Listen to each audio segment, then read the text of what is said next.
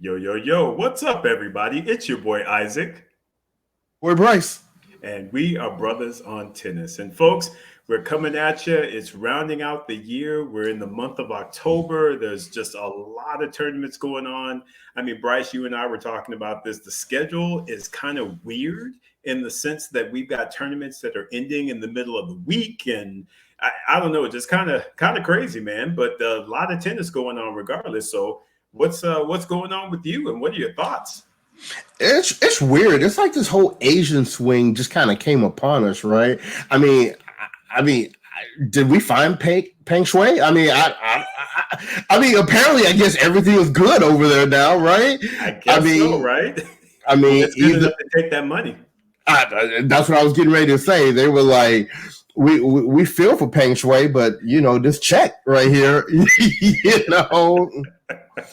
But seriously, I don't know, and I can't remember who brought it up. But in all honesty, there was a reason why we weren't playing the China Right. tournaments and the Asian swing, and I never really heard a resolution to anything that made us say, "Oh, okay, everything's good. We're good with everything. We're gonna head back over now." And No, I don't know. It's just kind of funny to me, actually. I mean, not haha funny, but kind of peculiar funny, strange funny. strange funny. Yeah, Yeah. yeah, exactly. Because I'm like you. I thought there was, we had the ban. Of course, still have the ban with Russia. There was the whole thing with China trying to find Peng Shuai, and then all of a sudden, Mm-hmm. it just kind of, I don't know, it dissipated, and next thing you know, they're reinstating all of the tournaments in China. And again, I can't help but suspect that it was financially motivated. So, Correct. but with that being said, hey, it is what it is. We got tennis, and that's what we're here, and we're gonna talk Right. about it. Exactly. And it's kind of weird because, like you were also saying, like that men's tournament, it seemed like it went from midweek to midweek. And because I really wasn't watching like that, I didn't know if that was weather related or, now they're changing these schedules for the 1000s, trying to stretch them and make them a week and a half or 2 weeks. And look, I'm going to just say this and I'm going to leave it alone. Tennis already struggles to keep, their audience engaged, right? I don't know why they continue to complicate things to make it more difficult I mean, like we're going to watch because we're in it like that. Right. But most people aren't into tennis like that, especially in the US. And Tommy Paul was just talking about that, saying, tennis is like the 20th ranked sport in the United States. Don't nobody really care about what's going on in tennis. So I would think, and granted, maybe this is all more difficult than it seems, but I would think the powers that be that run the tours and that run, the television schedules and access and versus going to Peacock Plus and all this other kind of stuff, Right. we should be trying to make it as simple and as easy as possible for people to be able to watch tennis. And it just seems like that doesn't seem to be the most important thing to the powers that be. I mean, granted, we know what the most important thing is, but at least kind of tease us a little bit, act like that ain't it? It would be nice. It would be nice if they did, but no, they are like, it's all about the money right now. We're trying to make them coins, and we're gonna do whatever we need to do so. Which is again, it's a little bit disappointing, but I think they will gain some lessons along the way. Mm-hmm. And and I think for U.S. specifically, I think they're counting or banking on their star power to come through to kind of bring tennis up, because I don't know if of course you know this, but once Coco won the U.S. Open, I mean her star power has just Mm-hmm. risen. You've seen more commercials with her, Right. and so I think that they're going to definitely try and push that as sort of like, hey, here's kind of the new Williams sister. So once y'all come back, if y'all left, why don't you come on back? You know what I'm Right. saying? This And her cousin. it's her cousin, exactly. Exactly, right? And on the men's side, like I said, they've got a lot going on, a lot of great male, men potential. But of course, Right. I honestly feel like they're putting their coins really behind like a Ben Shelton. I think Ben is going to be the one to get the breakthrough for the U.S. men. Mm. Um, again, I just feel like he's got that it factor, man. And you know what's interesting, Isaac? And I know, and right now we're just talking tennis in general. Yeah. You know, clearly on the women's side is Coco. I mean, I don't even think Jessica even really had that kind of X factor to be the face of women's tennis from the U.S. side. So I think they were always kind of banking on Coco, and now that she's really breaking through and owning that spot, that's great. But I thought on the men's side they were kind of banking on Tiafoe. They were. To be that person. And it seems like there's been a little bit of a shift to me that it's a little more behind Ben Shelton. Well, and I think a lot of that is because, again, the U.S. Open. I think that unfortunately for Francis, he has not had a good follow-up year to last year when he made that semifinal of the U.S. Open. We were expecting, again, Americans, we greedy. We want more. Right. We want more. And unfortunately, as compared to what he did last year, he definitely has not been able to keep that same level. And I mean, just recently, I don't know if you saw the tournament this week, but he got stole on by Sonico. I mean, so he was just kind of like slapping forehands. I watched that match. I was like, ooh. Like, no one should be able to put it on you like that. Sonico was just on in fuego. And so to get back to my point, though, I think that's the thing, Bryce, is that unfortunately, Tiafoe has not been able to kind of live up to all of the hype that was being generated around him last year. And I think a lot of that now is being transitioned over to Ben because Ben Shelton is the real deal. Right. He is. He really, really is. And he's only going to get better. Exactly. He's only going to get better. So anyway. Yeah. So they're playing tennis in China right now, huh? Yes, they are. Yes, they are. So, there was a lot going on, Bryce. We've got a bunch of tournaments. Again, the weird schedule. So there were a couple of weird, schedules and what have you. So, I don't know where you want to jump in, and maybe we should just kind of start off with, I guess they had an event, Astana for the guys. And I'm trying to think who, again, we had an American did pretty well in that one. You had Corda that made it to the finals. Yep. But yeah, unfortunately, he got upended by Mannarino. What are your thoughts on that one? That was, fresh legs versus experienced veteran guile and 22-pound tension and the racket. Mannarino is just a tough out for anybody. And the funny thing is, he was saying at the end of that tournament that I guess he got so much love over there from the crowd. And he said, I don't get this much love in France. So he was hyped. I didn't see the actual match, but I saw the score. Yeah. And, it's just anybody that knows tennis and follows the tour, you can understand why Mannarino won that match. He just has that guile and he's a tricky guy to play. And if Corda was off in any way, that was it for him. Exactly. It did go 3 sets. Unfortunately, Corda took that whole biscuit in the last set, the third set. But again, like you said, Mannarino is a tricky opponent. He's a lefty. He hits really flat. So I could definitely see how something like that could go down. But kudos to Corda, though, because he seems like he's starting to, again, ratchet up a few more wins. He's coming back again off of more injuries. So I still think pretty highly of that guy. I feel like he is going to be a perennial top 20 player for sure. And he came out and said in the press that he wants to be in that group with Alcaraz and Sinner. Yeah. Where they've got the rivalry and they're going at it. He didn't mention Runa, but I guess Sinner and Alcaraz are the ones that he definitely saw up there. But he's got a game and he has an opportunity to become the top American with as long as he can stay healthy. Well, and that's the thing is him staying healthy. And I feel like it's going to be a battle between him and Ben. And I don't know, man. I just, as much as I like Korda and I love his game, and it's just, I just, again, it's hard for me to see once Ben is fully Ben, it's going to be hard for me to see anybody taking over that number one male ranking from him. Right. I just feel like he's the one that's going to own that for a good while, maybe even a decade. Oh wow! I really believe that, bro, because he's just got that fire, bro. Ben, he does. He just got that fire, man, and he's a competitor, and he wants to win, and he wants to be the best, and he's not afraid of the moment, and that's the biggest thing, and that's the one thing that we've always talked about with Alcaraz. He's not afraid of the moment. He embraces the moment and is like, yes, bring it on. I want more of those moments. I see that in Ben Shelton. Right. I agree with you. Yeah. I agree with you.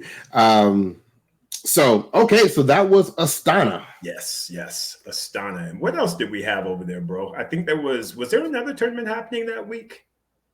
For the men, well, if you're talking about last week, of course you had the tournament where you had Sinner and Medvedev and Alcaraz,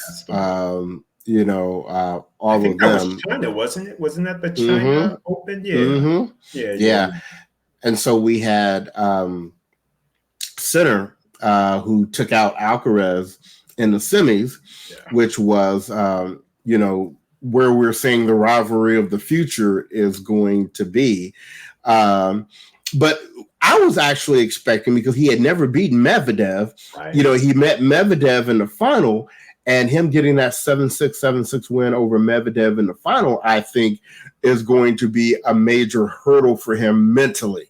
Absolutely. Now, kind of like Coco a little bit with the Eagle win at the Canadian this year. Although I have some thoughts on that, but we'll talk about that. Okay. But shout out to Sinner, because I will tell you this. People have been throwing Sinner's name in this mix with Alcaraz and stuff in the future. And just personally, I'm not the biggest Sinner fan. I don't dislike him at all. I mean, he ain't did nothing to me. But, it's just, I don't know. It's just, he's got that kind of odd walk on the tippy toe type thing. And, he hits the ball hard. And it just, I can't say that I particularly enjoy watching Sinner, but in terms of him starting to come through now in some big matches, he's going to be one to contend with for sure. Absolutely. He now owns the head-to-head against him and Alcaraz. They're 4-3 now. So I agree with you, Bryce. I mean, for me, Sinner is just, I don't know. For me, I just never quite saw the full, I guess, package. I saw him, he hits the ball hard, but I didn't see enough variety, I guess, to really be bought into his potential. But I am beginning to see, I guess, what others had seen. So he to me is improving. And I think a lot of that has got to do with Darren Cahill. I think that he's bringing a lot of different nuances to Sinner's game and his mindset. So, I mean, I definitely see a lot of great potential in him. And I agree with what you said. I think him being able to beat Medvedev in a final, that is going to do just a tremendous amount to his overall mindset and just, I just think it's going to be a real positive for him big time. Right. Yeah.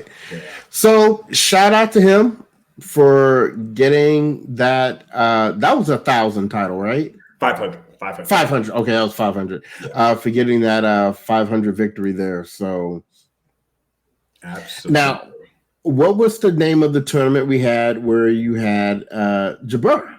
Yes, so that one, that was like I'm gonna butcher that name. Ningbo, the Ningbo Open in China. Y'all don't be mad at me. But regardless of that, Jabeur won that title, and boy, did she win it. She was playing that Snyder, I think. Snyder, and she went to the bakery with her. Yeah, 6-2, 6-1. And I was glad to see it, because you know what, Jabeur has been taking some L's. Yes, she has. Lately, Yep. And I don't know if she had ever really been right since that Wimbledon loss. I just think something had kind of been off with her spirit or something. Right. And but so good. Sometimes you have to drop back down to the 250s. Exactly. Go ahead and get that mojo rolling again, because we need a focused Jabeur in that mix of that Rybakina, Sabalenka, Coco Gauff, Iga, Swiatek. It's starting to get a little crowded up there. It really is. Yeah, and I mean with Jabeur, she, I feel like she's, she's got that great game style. She's just a great person, of course. But, I feel like she just needs to get that confidence up. And I think that this will do a lot in moving her forward. And she locked in, as far as I know, she's locked in a spot at the Urinate Championships for the ladies. I think she has. Yeah. So with that, hey, you got your spot. Now it's, get your confidence right so you can go up in there and hopefully work some things out. Right. Yeah. So does that bring us to this week?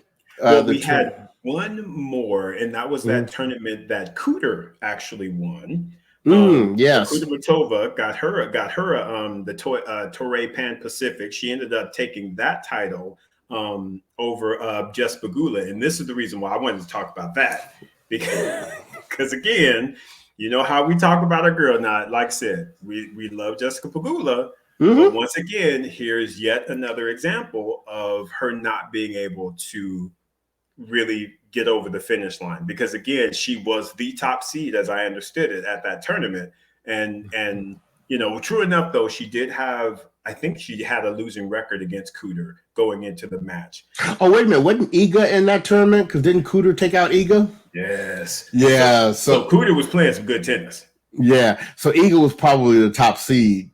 Oh yeah, good point. Yeah, yes. But I think Jessica would have been number 2 though. Yes, in fact, that's what it was. Jess was the number 2 seed, and Cooter. Yep, that's exactly right, Bryce. Yeah, and so again, you would have expected for Jess to be able to seize that opportunity, seeing that Iga, got taken out, to be able to then, see it all the way through. But yeah, unfortunately, she got beat up pretty good, 7-5, 6-1. Yeah, I think it's like you've always said, Isaac. I mean, Jessica, she's kind of like how we saw Svitolina back in the day. She's actually probably should be accredited with being a bit of an overachiever, because she just doesn't. I mean, she has nice, flat, consistent ground strokes. She moves well. She doesn't give up a lot of points. She makes a lot of balls, but she really doesn't have those offensive weapons to really take it to somebody. Right. And so when she plays these other players that do have offensive weapons, she's always going to be at a bit of a disadvantage there. And if they're on, she kind of has to depend on them being a little bit off. Right. But if they're on, and Cooter is definitely one that can get on. She can. And that's who Pegula typically meets in these semis and in these finals. These people that are on their game, they've got these weapons. And now, you have to include, even from an American standpoint, Coco Gauff. Oh, for sure. And that conversation, right? Absolutely. She's not even the top American anymore, which I think if of anybody, it doesn't bother Jessica Pegula, right, about that. She's probably extremely happy for Coco. Because this is what Coco has been touted for. Exactly. Wasn't nobody talking about Jessica Pegula 5-6 years ago with like being at the top. So it really goes to the point that you made about her really overachieving, because I don't think anybody expected her to have the success that she's already had. Correct. Absolutely agree, Bryce. I absolutely agree. So I too, like I said, I'm beginning to kind of readjust my thought process on Jessica Pegula and Jessie, and like I said, I feel like she has done a great job getting where she's at. But like you said, I'm kind of beginning to put her in that Svitolina bucket of, she is a really great player, but she may have kind of hit the ceiling as it relates to, what all she can do. So I don't know that I would necessarily see and or expect Jessica Pegula to raise a Grand Slam title. Right. Now, we may have to reevaluate Svitolina now with this new forehand. She can. Yeah, because she came back with a weapon. She was just like, listen, I've been lifting baby Sky, and my forehand is right. Exactly. So yeah, she may be like, nah, you got to take me out of that category. Yeah. Well, we'll see. We'll see how he continues moving, because I definitely want to see a full year of her, and I think that 2024 will really be able to get a good idea of if she can kind of maintain that momentum. Right. Yeah. Good stuff, man. But yes, so then that, of course, then takes us to this past week where they had the 1,000 for the ladies, and I believe that was the China Open. Yes. All right. What are your thoughts, brother? Well, I'm going to immediately go to the match everybody was looking forward to, and that was our semifinal between Iga and Coco Gauff. And so Iga did to Coco what Medvedev's going to do to Sinner next time they play. She was like, I'm real happy for all your recent success, but I ain't going nowhere. Stuff still got to come through me. And, and before I get on Iga and give her props, shout out to Coco Gauff. What was it? 16 matches in a row. Yeah. Going out there, winning convincingly, just a new brand of tennis from her, right? Absolutely. I mean, like I said, she has been on one for the last, month and a half, 2 months. So kudos to her and all of the success that she has been able to produce in this window of time. And if someone's going to stop your win streak, hey. Oh yeah. If it'd be and Bryce, there's a couple things I want to talk about, and I guess the first and foremost is, and I don't mean to say this as any type of shade on my girl Big Sab, because I love me some Big Sab. That's my girl. She's on my team. But honestly, when I think about who is the best player in the world, I still think Iga is the best player in the world. Yeah. Even though Sabalenka has the ranking, when I saw her match and then I saw the double faults, and I'm just kind of like, Iga's game is solid. Iga's game is solid. Her mental is solid. So yes, Sabalenka has had an outstanding year. She's number one in the world. She deserves that ranking because she earned it based on the rules that are in place.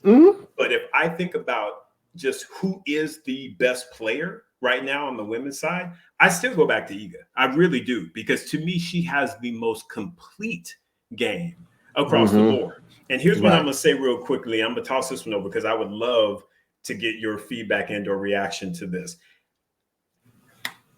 And I know, and I'm going to probably get some shade for saying this, and I apologize up front, but I'm just going to tell it like I know it, or as I see it, rather. I love Coco Gauff. I love her to death. Simply put, though, Coco is always, in my opinion, going to have a major problem when she plays Iga, because there's something about Iga's forehand that just does not. Coco can work with anybody else's game, but Iga's game is just something that, in my opinion, I don't know that Coco is going to be able to be.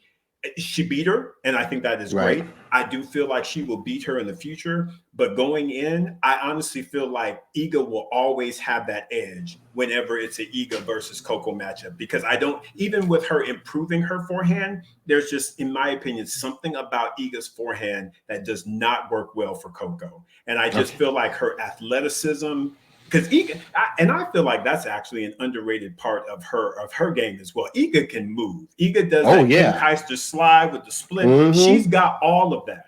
And so I don't think she gets enough credit for her athleticism. So I feel like she matches Coco very well with the athleticism piece. So I like I said, bro, as much as I love Coco, I know she's going to improve her game and get better and better.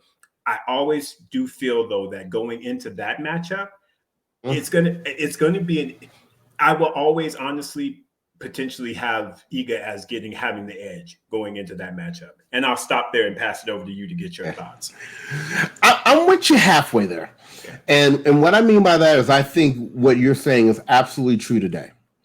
One of the things that was very surprising to me was when they interviewed Brad Gilbert, and Brad said, "We haven't even started working on the forehand yet." Right. It's just been increasing her level of aggression. My thing is, if they do modify that forehand, because to me, this is what the issue is. Iga hits a very fast forehand. It comes at you very quickly with a lot of spin. So not only is it coming fast, it's bouncing high. Coco, and I feel like I kind of know what this feels like because I think about my own forehand.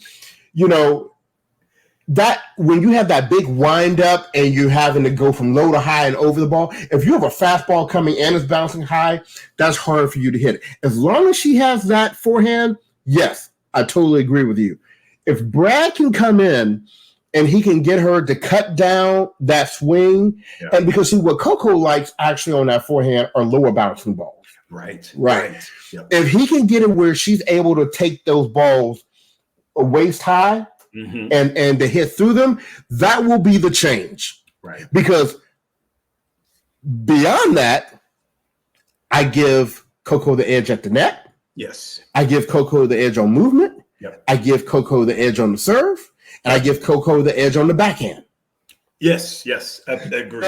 So, but as long as that forehand, like you're saying, is still the way it is, Iga will win that matchup every time. And Iga is good enough to force that matchup. Correct. Right? She can run around her back because she'll lose that backhand to backhand against Coco. But she is quick enough where she's able to run around that backhand and hit that forehand. Exactly. That's exactly. And she has the mental the strategy to know when to go to the backhand and when to go to the forehand, because there are times when, like, if you need an important point and if you always pegging that forehand, you go to that backhand, you go get you a quick point because they're not going to expect it. And I feel like Iga knows that, and she knows how to play that. Right. And you know what? As happy as we all were for Coco to finally get that win over Iga up in Canada, I never thought after that match that, okay, all of a sudden now we 50-50 between the two. Right. I expected Iga to win this match. Yeah. Same here. Yeah. And she won it actually pretty convincingly. I think it was 2-4, maybe. Yeah. And I kind of, like I was saying before, I kind of expect the exact same thing to happen next time Medvedev in center play. Right. And even in that match, it was 7-6, 7-6. But, I think Iga and Medvedev are those kind of players that, number one, they like that revenge match. Right. And number two, they are both smart enough, or their camps are smart enough to know how to make those kind of micro adjustments to make a difference. Absolutely. But I think, as long as Coco has that forehand, I still see Iga winning probably 3 out of every 4 times they play. Yeah. I would agree.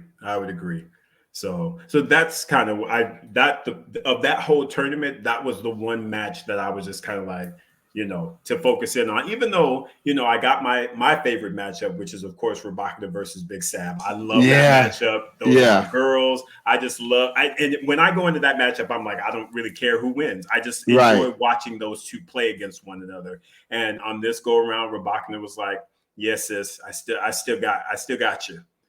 Right. Yeah. But then our, Samsonova, she has had a really good summer. Yes. She is yet another extremely big hitter of the ball. And I think that if you're just talking about pace and hitting the ball, she is definitely one of the top players on the WTA that can do that. And again, I think that we saw that against like Rybakina. She used that power, but when you go against an Iga's like, nah, sis, you got to bring more to the table than that, because I can do that. Right. Iga was like, I don't know if you've ever visited my bakery. It's open. And we got the hot sign on outside. It's fresh. It's hot and it's fresh. Yeah, Iga was like, no, I didn't dealt with Coco. Sis, I ain't trying to play with you. Go get out. No, it was 2 whole biscuits, right? Yes. Yeah. Like I said, she opened it up. She opened up. The sign was there, fresh. Let's go. Oh man. So great, win for Iga, 1000 level tournament, her fifth tournament win of the year. Yeah. Even though she's and I don't know if you heard, I can't remember if it was a press interview or the interview on court. Mm-hmm. She was saying that, her falling back to number 2 actually relieved some pressure from her. Yeah. Mm-hmm. And now she feels kind of like, okay, she can swing out again. Right. Because I guess when you are number 1, that basically means like you are expected to win every single time you step on the court. And you're the hunted. You are the hunted. It's like everybody want a piece of that number 1. Everybody wants something. Mm-hmm. So anyway, I think this will do well for her confidence. I don't know if you have any early predictions for the year-end finals. I just know it's going to be fire, bro, because I love the fact that, the ladies that have gotten their spot. I really think it's going to be, it'll be interesting, of course, to see the different groupings. Of course, I do not want to see Coco in Iga's group. I will say that off the bat. I just don't want to see that matchup. But everybody else, let them fall where they may. I think it'll be good. What about you, bro? What are your thoughts? I will tell you this. Just the one reason I kind of want to see Iga and Coco in the same group is because I want them to have an opportunity to meet in the finals. Oh, I see. For sure. I see. Because if she's in the other group, she can potentially be matched up with Iga in the semis. Correct. That is correct. So if they're 1 and 2 out of their group and they both take out their other group person, I would love for an Iga Coco final, at the end. Okay. But I'm like you, and I'm probably like a lot of the WTA as well. Yeah. I still view Iga as kind of the one to beat. Yeah. And if I had to be a betting man going in, I would put my money on Iga. Yeah, for sure. And honestly, Bryce, I think it's a good chance that we will see that grouping because Iga's 2, Coco's 3. They typically do 1 and 4 and 2 and 3 as far as the groups go. So, I don't know that. Well, you never know. I know it's supposed to be they pick them, but most of the time that I see it, it's typically 1 and 4 are in one group and 2 and 3 are in the other group. So right. I would hope to see. I wouldn't if Iga and Coco in the same group. I don't want Pegula in that group either. No, I know. I agree with you. I know. Because she unfortunately I think would get stolen a couple of times. I do want her to get up in there and at least get. Because remember, she went over similar to Coco last year, both in singles and doubles. So I think they've got a lot to atone for in the championships this time around. I would like to see her have to go against Sabalenka and Rybakina. With her game, Right. Yeah. I think that would be a good matchup for sure. Right. And didn't Sakari make it? She may have. With that tournament win. Yeah, I think she might have slid up in there. They probably all voting for her to be in their group. Put over here. No, put over here. You're right. Because real quick, and I know this is going to seem like, where did this come from based upon what we're talking about? Yeah. But I'm sorry. And Tsitsipas to me is really, really, really at the risk of like completely missing his window.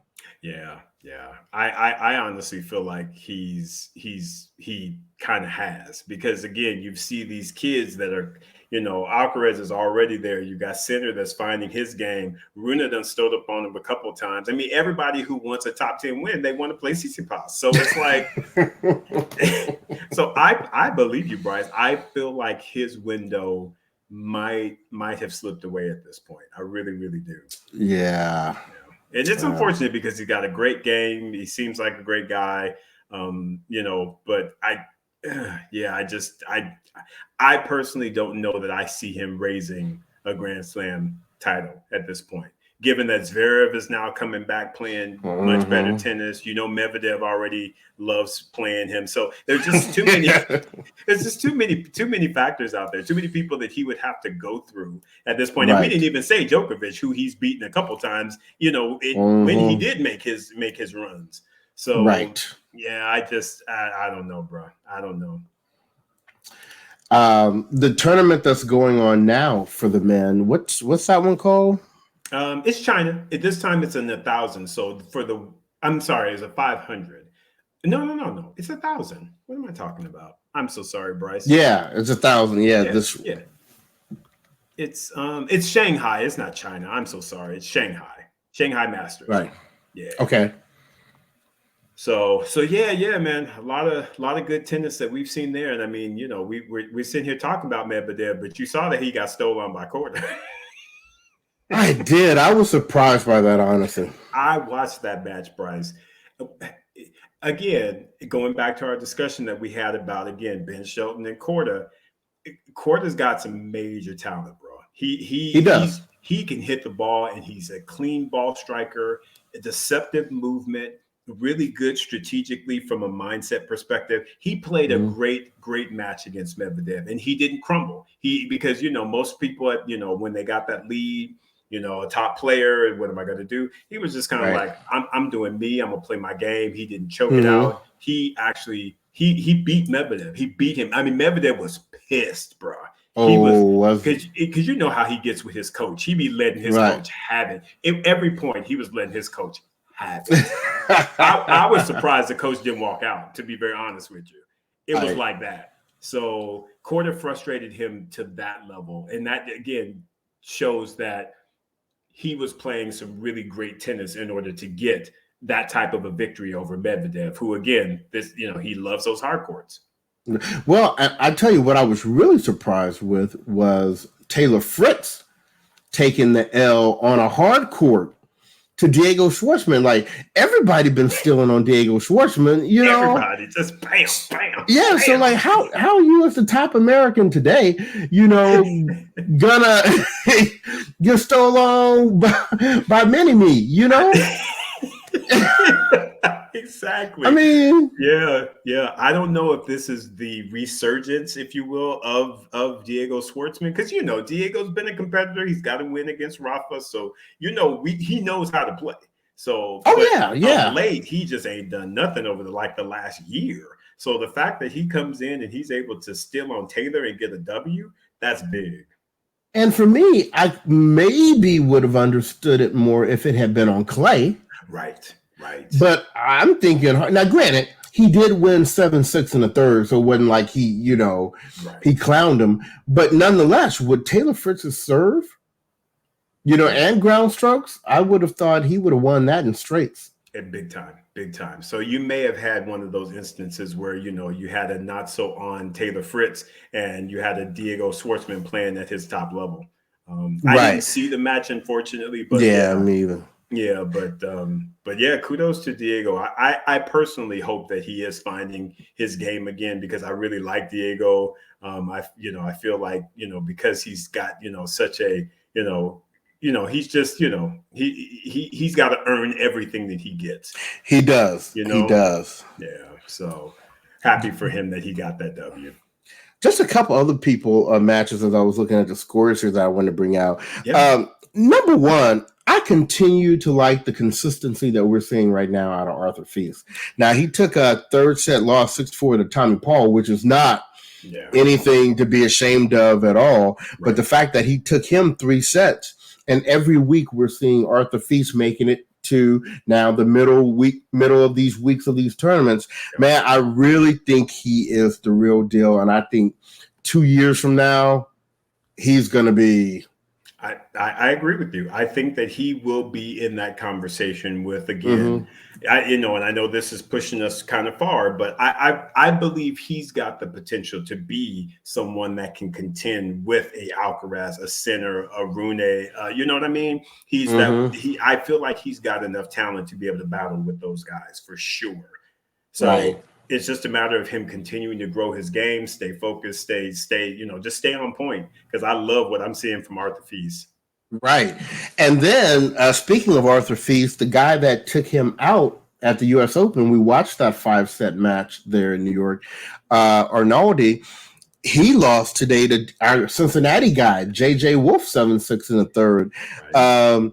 And, making the round of 16 in a 1,000 level tournament is JJ Wolf's furthest that he's gone. Absolutely. So it looked like JJ had a little bit of a dip there recently, but this was a strong comeback from him. Right. And honestly, Bryce, he's got a great opportunity because he's playing Ugo Humbert, who is also kind of on the come up.